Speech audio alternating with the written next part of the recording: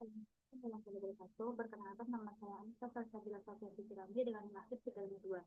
Di sini saya akan menjelaskan mengenai portofolio proyek saya setelah mengikuti kursus online yang saya ikuti. Pada proyek ini terdapat tugas yang harus diselesaikan, yaitu mengimplementasikan Monte Carlo pada sebuah bisnis perusahaan. Proyek akhir bertujuan untuk menyelesaikan masalah optimasi jumlah produksi berdasarkan permintaan yang bersifat acak. Proyek ini menggunakan simulasi Monte Carlo untuk menentukan jumlah produksi ideal yang menghasilkan rata-rata keuntungan tertinggi dengan simulasi 1000 tahun.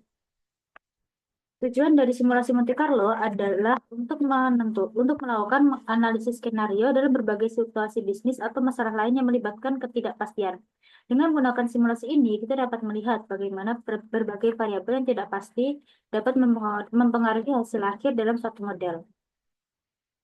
Problem dalam proyek ini yaitu sebuah perusahaan kartu ucapan ingin tahu berapa banyak unit yang mereka produksi setiap tahun untuk memaksimalkan keuntungan rata-rata.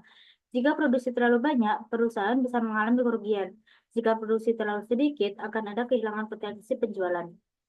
Terdapat beberapa step untuk menyelesaikan eh, permasalahan tersebut.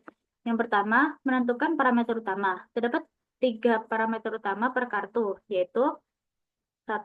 Harga jual. Harga jual adalah harga yang akan dibayar oleh konsumen untuk membeli 1 unit produk.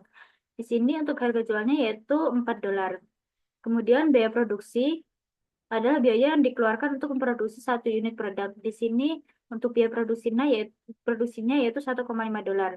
Dan harga pembuangan yaitu biaya yang dikeluarkan untuk membuang atau mendaur ulang produk yang tidak laku atau yang telah usang. Di sini untuk biaya pembuangannya ada $0,2.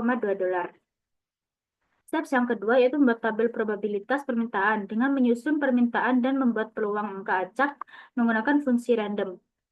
Dengan fungsi ini di Excel, kita dapat menghasilkan angka acak yang digunakan untuk mensimulasikan permintaan dan skenario bisnis yang terkait. Jika peluang memberikan 0,3, maka permintaan yang diberikan adalah 20.000 unit. Steps yang ketiga yaitu fungsi permintaan acak. Menggunakan fungsi VLOOKUP untuk menentukan permintaan berdasarkan angka acak, lalu dimasukkan pada kolom demand.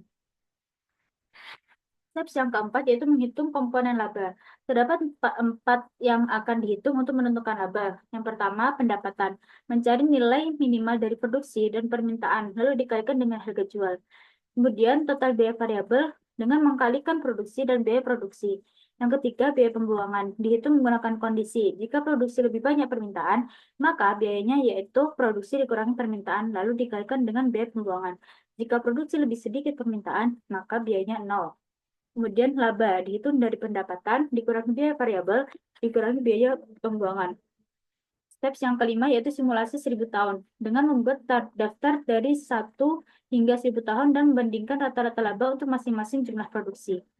Untuk hasil simulasinya, berdasarkan parameter dasar yang digunakan, yaitu produksi 40.000 unit, harga jual $4, biaya variabel per unit $1,5, dan biaya pembuangan $0,2. Dari hasil simulasi 1000 tahun, diperoleh rata-rata profit tertinggi dari berbagai skenario permintaan adalah $57.000,6064. Sedangkan rata-rata profit pada kebijakan pertama yaitu $20.025.